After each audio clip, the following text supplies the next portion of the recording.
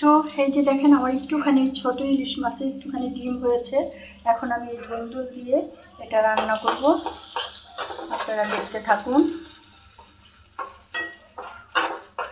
তো আমি আগেই বলেছি যে আমি মাছের একমাত্র রুই মাছ,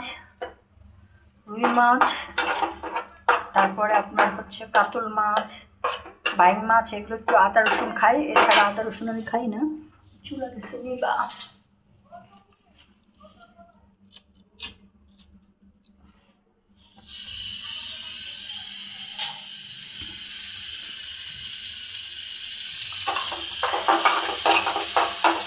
একটু ভাজা ভাজা হোক।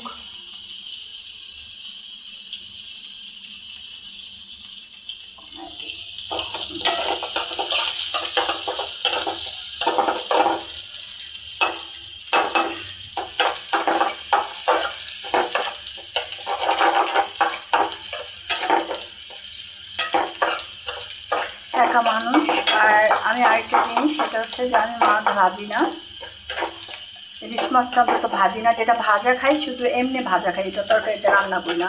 আর ইলিশ মাছটা এমনি আমি কাঁচা এমনি রান্না করে খাই, মানে সেদ্ধ রান্না যেটা, এটা ভেজে রান্না করি না, আমার কাছে ভালো লাগে না ভেজে রান্না করলে।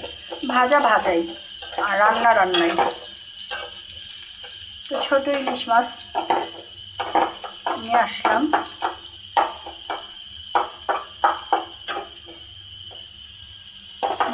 মন চাইলো, দেখলাম ভালো লাগলো, অন্য কোনো মাছ আসলে রাত করে আমি আনলাম না, যে কুটা ঝামেলা, এই জন্য আনলাম না। তা এখন দিয়ে দিব আমি এই যে ধুন্দুল।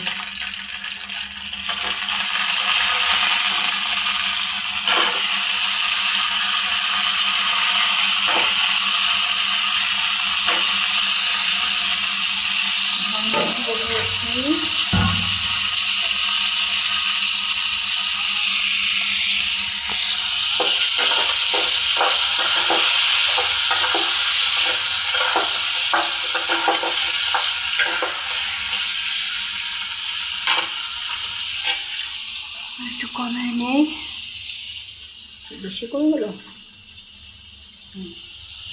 তো এখন যেটা করব সেটা হচ্ছে মরিচ দিব। আমি আগেই বলেছি যে আমি ঝাল খুব কম খাই, যার কারণে এখন দিব হলুদ,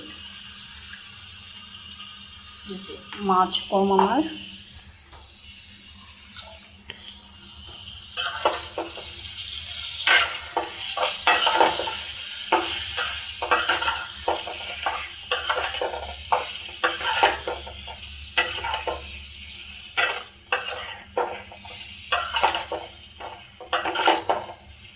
একটু কষিয়ে নিব আমি, দিব হচ্ছে একটু পানি, যাতে মশলাটা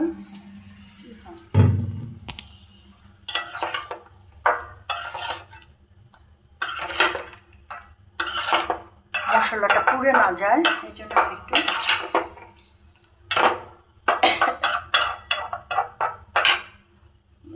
ধনিয়া পাতা কাঁচামরিচ তো মনে নাই। এখন দিব হচ্ছে একটু লবণ, যেহেতু ধুন্দুলটা হয়ে যাবে, এই জন্য লবণ আমি খুব কম দিলাম, লাগলে পরে দিব।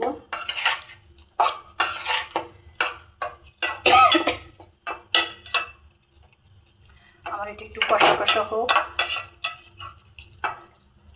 এটা আমার কষানো হোক, তারপরে আপনাদেরকে দেখাবো মাছ দিব। এখন এটা একটু কষানো হোক, হ্যাঁ, আপনারা ভালো থাকবেন।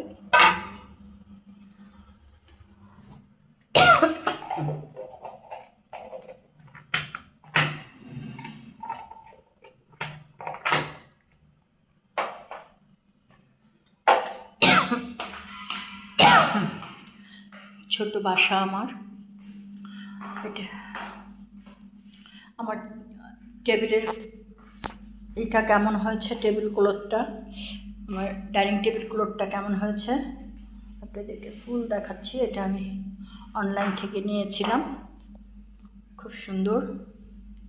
উপরে আসলে